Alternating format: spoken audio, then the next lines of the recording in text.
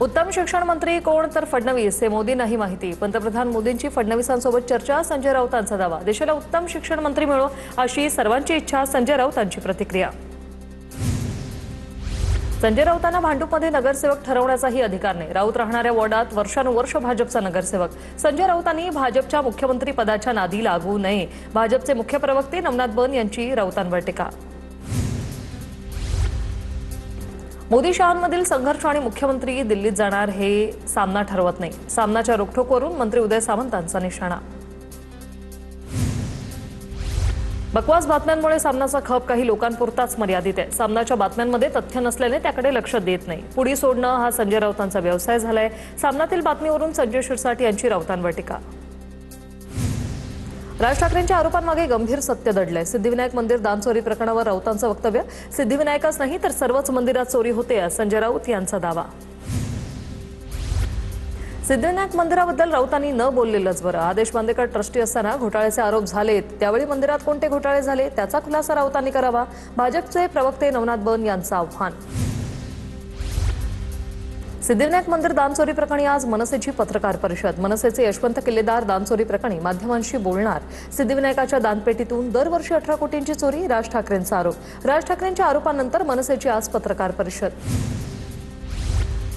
Eknath शिंदेंच्या cluster योजनेवर मंत्री गणेश नाईकांची नाराजी। 30 वर्षही न झालेल्या इमारतीचा क्लस्टर योजनेत समावेश करण्याचा प्रयत्न।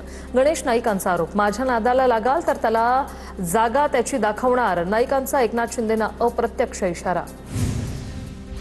एकनाथ शिंदेंच्या जिल्ह्यात काय करावं याचा निर्णय घेण्यात ते सक्षम आहेत। गणेश नाईकांना त्यांच्याच पक्षात कोण विचारत नाही। गणेश नाईकांनी शिंदेंना दिलेल्या इशाऱ्यावर संजय शिरसाट यांचं प्रत्युत्तर। अभिजित दिपकेंना भेटायला गेलेल्या आमदारांना एकनाथ शिंदेंनी झापलं। महायुतीची भूमिका ठरलेली असताना दिपकेंना परस्पर भेटल्याने संजय शिरसाट, बच्चू कडू यांना शिंदेंकडून विचार। संजय शिरसाट आणि बच्चू कडूंच्या मनात नेमकं काय स्पष्ट करावं। प्रसिद्धीसाठी अशा प्रकारची नौटंकी करणं बंद करावं। अभिजित दिपकेंसोबतच्या भेटीवरून प्रवीण दरेकर यांची टीका। आम्ही महायुतीमध्ये आहोत म्हणून दरेकरांनी सल्ला दिला असेल। दरेकरांच्या टीकेवर उदय सामंत यांची प्रतिक्रिया। तर अभिजित दिपकेंनी विद्यार्थ्यांसाठी केलेल्या आंदोलनाला मोदींनी न्याय दिला, हा विषय आमच्यासाठी संपलेला। उदय सामंत यांचं स्पष्टीकरण। पुण्यात शिंदेंच्या शिवसेनेने लावलेल्या बॅनरवर बाळासाहेब ठाकरे आणि आनंद दिघेंचा फोटो नाहीये। पुण्यात शहांच्या दौऱ्यासाठी लावलेल्या बॅनरवरून राऊतांचा निशाणा। शिंदे आणि त्यांचे लोक एक नंबरचे खोटे आणि भंपक, राऊतांची टीका। देशाच्या गृहमंत्र्यांवर टीका करण्याची राऊतांची लायकी नाही, नितेश राणे यांची टीका। तर पत्राचाळ प्रकरणी राऊत जेलमध्ये जाऊन आले, ते 420 आहेत। खिचडीमध्ये पैसे खाणाऱ्या 420 गृहमंत्र्यांवर बोलण्याची हिंमत करू नये, नितेश राणे यांचा हल्लाबोल। राऊतांनी आधी स्वतःच्या होर्डिंग्सकडे नीट पाहावं। ठाकरेंच्या होर्डिंगवर सर्वात मोठा फोटो राऊतांचा, मग तुम्ही स्वतःला बाळासाहेब ठाकरेंपेक्षाही मोठे समजता का? शहांच्या बॅनरवर केलेल्या टीकेवरून नवनाथ बन यांचं राऊतांना प्रत्युत्तर।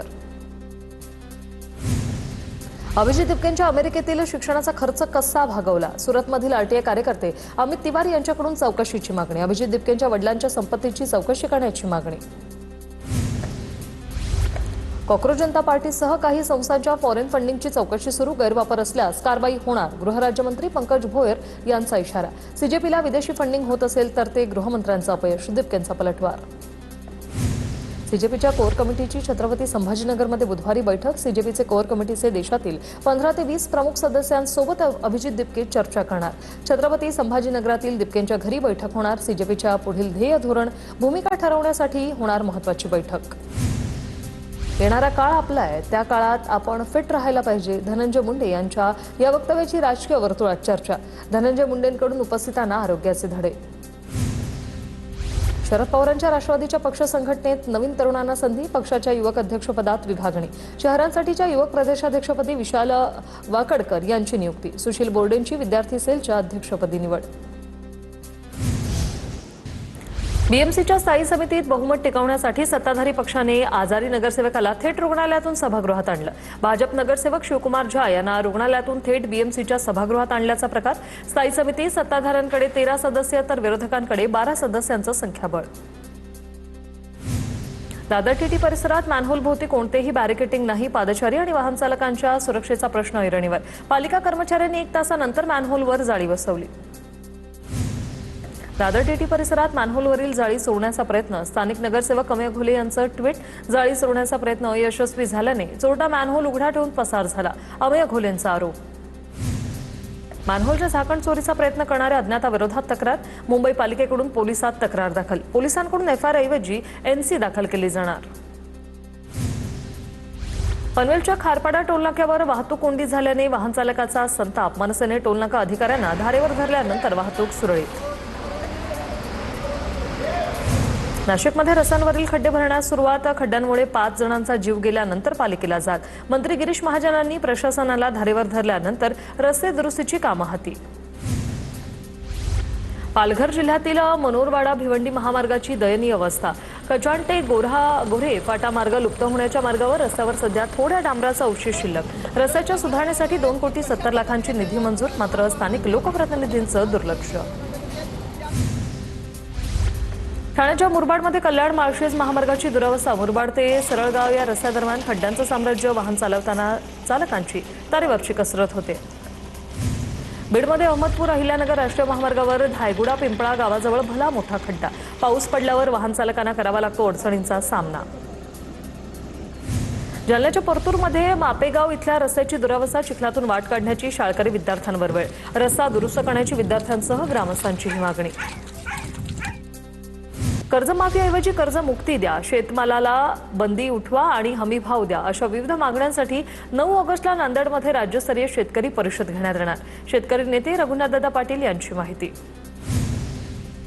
वाशिम जिल्ह्यात कर्जमुक्ती योजनेतील 54,107 शेतकऱ्यांची यादी जाहीर. मात्र तांत्रिक अडचणी आणि अपूर्ण आधार प्रमाणीकरणामुळे अनेक शेतकरी या लाभापासून वंचित. धाराशिवमधील दिव्यांग शेतकऱ्याला फक्त 211 रुपये पीक विमा. 700 रुपये उसने घेऊन दिव्यांग शेतकऱ्याने पीक विमा भरला होता. दिव्यांग दाम्पत्याचा अवघ्या 1.5 एकर शेतीवरच उदरनिर्वाह. प्रधानमंत्री पीक विमा योजनेत अर्ज करण्याची अंतिम मुदत वाढवली. 10 ऑगस्टपर्यंत शेतकऱ्यांना अर्ज करता येणार. जळगाव जिल्ह्यात 30 आणि 31 जुलैच्या अतिवृष्टीमुळे 578 गावांमधील 78,000हून अधिक शेतकऱ्यांचं नुकसान. प्राथमिक अहवालानुसार 50,000 हेक्टरपेक्षा जास्त क्षेत्रावरील कापूस, मका, सोयाबीन आणि इतर पिकं बाधित झाली असून पंचनामे सुरू. नंदुरबार जिल्ह्यातील दमदार पावसामुळे शेतकऱ्यांवरील दुबार पेरणीचं संकट टळलं. 2 महिन्यांच्या प्रतीक्षेनंतर पावसाची जोरदार हजेरी. शेतकऱ्यांमध्ये समाधानाचं वातावरण. वाशिम जिल्हा यंदा मोठ्या क्षेत्रावर हळदीची लागवड करणार. शेतकऱ्यांकडून पिकांच्या संरक्षणाच्या कामाला सुरुवात. पांगरी नवघरे शिवारात हळदीवर हुमणी किडीचा प्रादुर्भाव होऊ नये यासाठी शेतकऱ्यांकडून फवारणी. चंद्रपूर शहर आणि जिल्ह्यातील पूर परिस्थिती नियंत्रणात. वर्धा, इरई आणि झरपट नद्यांची पाणी पातळी झपाट्याने खालावली. साताऱ्याच्या संगममाहुलीत छत्रपती थोरले शाहू महाराजांच्या समाधीला पुराच्या पाण्याचा वेढा. मुसळधार पावसामुळे कृष्णा वेण्णा नदीच्या पाणी पातळीत वाढ. कन्हेर धोम नदीपात्रात 95% पाणीसाठा झाल्याने विसर्ग सुरू. साताऱ्यातील मुसळधार पावसामुळे कृष्णा नदीची पाणी पातळी वाढली. लिंब येथील ऐतिहासिक कोटेश्वर महादेव मंदिराला पुराचा वेढा. मंदिराकडे जाणारा मार्ग आणि परिसरातील पूल पाण्याखाली गेल्याने भाविकांची गैरसोय. मुंबईतील भांडूप, विक्रोळी, कांजूरमार्ग आणि मुलुंड परिसरात पावसामुळे सखल भागांमध्ये पाणी साचलं. वाहतुकीवर फारसा परिणाम नाही. लातूर जिल्ह्यात अपुऱ्या पावसामुळे पाणी टंचाई उपाययोजना. 31 ऑगस्टपर्यंत मुदतवाढ. जिल्ह्यातील 123 गावं आणि 37 वाड्यांमध्ये विहिरी आणि विंधन विहिरींमुळे पाणी पुरवठा सुरू आहे. उपाययोजनांचा स्थानिक प्रशासनाला अधिकार. जळगावच्या भुसावळमध्ये उपविभागीय पोलीस अधिकारी यांच्या घराच्या परिसरात पाणी साचले. पोलीस ऑफिसर क्लब परिसरातही पाणी तुंबले. नियमित सफाई होत नसल्याने पाणी तुंबल्याच्या तक्रारी.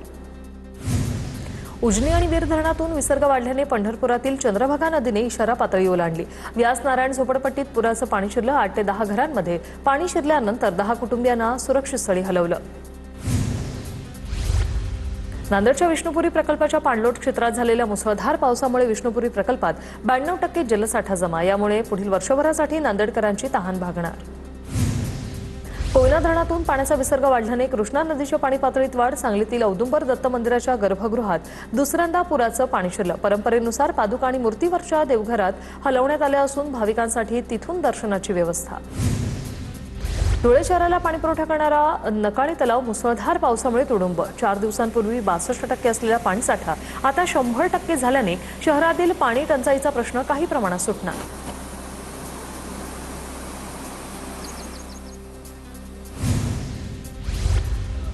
नाशिकच्या इगतपुरीतील रेल्वे डॅम परिसरात पर्यटकांची गर्दी. महाराष्ट्रासह इतर राज्यातूनही पर्यटक दाखल. वीकेंड नसल्याने पर्यटकांची संख्या जास्त आहे. पुण्यातील चासकमान धरण ओव्हरफ्लो. धरणातून भीमा नदीपात्रात 13,000 क्युसेक पाण्याचा विसर्ग.